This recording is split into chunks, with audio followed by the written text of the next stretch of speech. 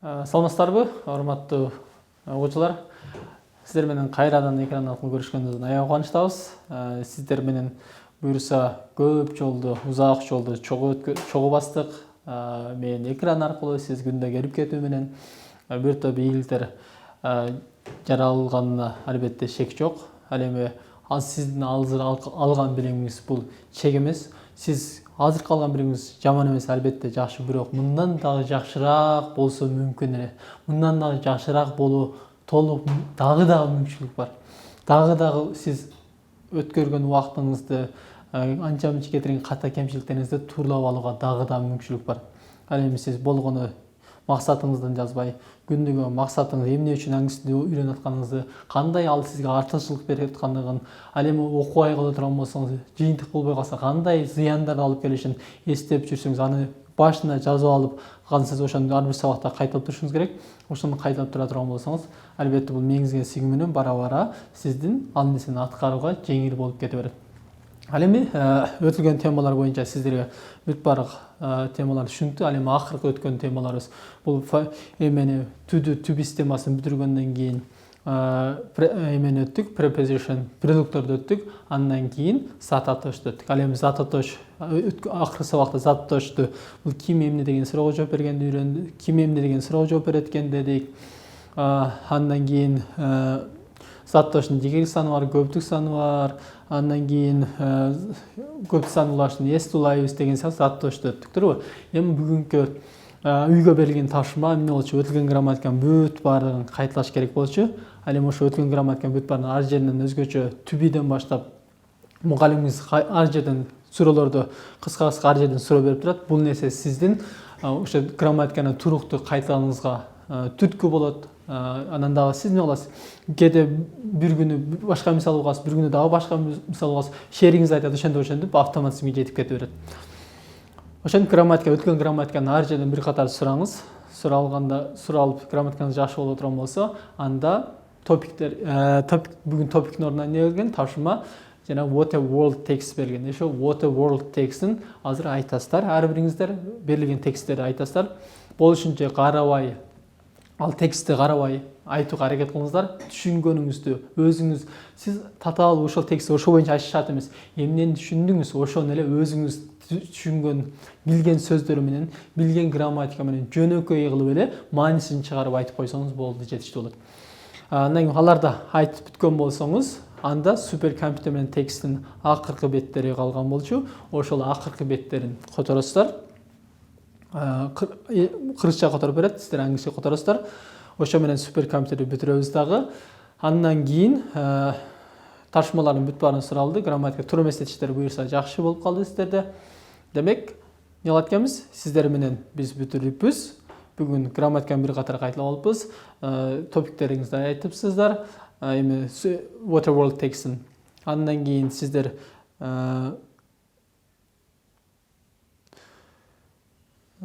суперкомпьютерди которосуздар. Ошо менен бүгүнкү сабак эмеңиздер тапшырманы текшерип алдык, сурап алдык, быштап алдык, баалап алдык. Ал эми биздин кийинки өтө турган темабыз бул сын атош деп аталат. Сын атош деген кече мисалы үчүн зат атошту өттүк. Зат атошту a pen деп айталы, a book деп китепти алдык.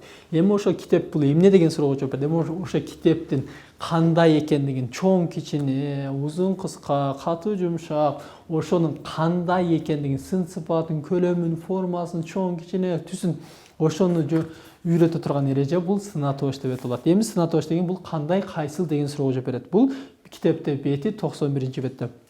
Мисалдар white, big, long бул ошо сын атошко мисал болуп берилет.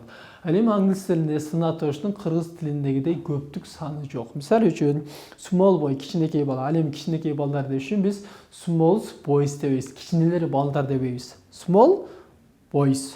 Демек сын атоштун көптүк саны жок экен. Ал эми old car, эски машина, ал эми эски машиналар деп үчүн биз old cars деп экенбиз. Oldest cars деп экенбиз. Түшүнүктүү да? Big book, чоң китеп. Чоң китептер үчүн big books деп экенбиз. Түшүнүктүү да? Жакшы.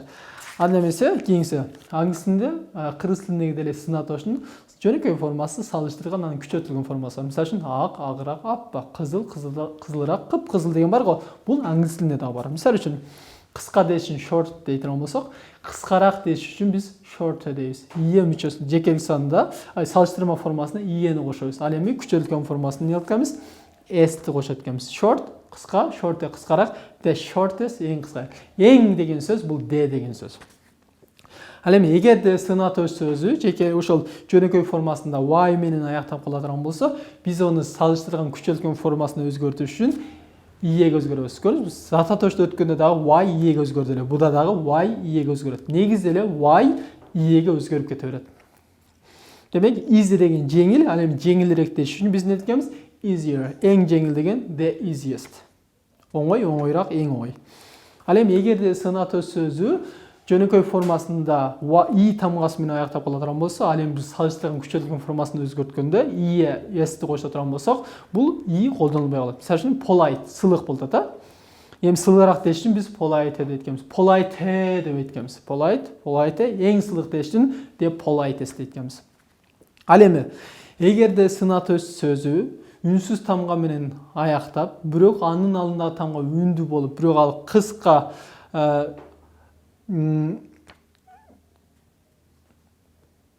ошол кыска сүйлөм болуп, сөз болуп, бирок анын алдындагы тамга үндүү менен аяктап турган болсо, биз анда эки үнсүз тамганы катар алып келет экенбиз дагы иени кошуп койт экенбиз. Мисалы үчүн red кызыл, кызылыраак дешин red, эң кызыл дешин the reddest.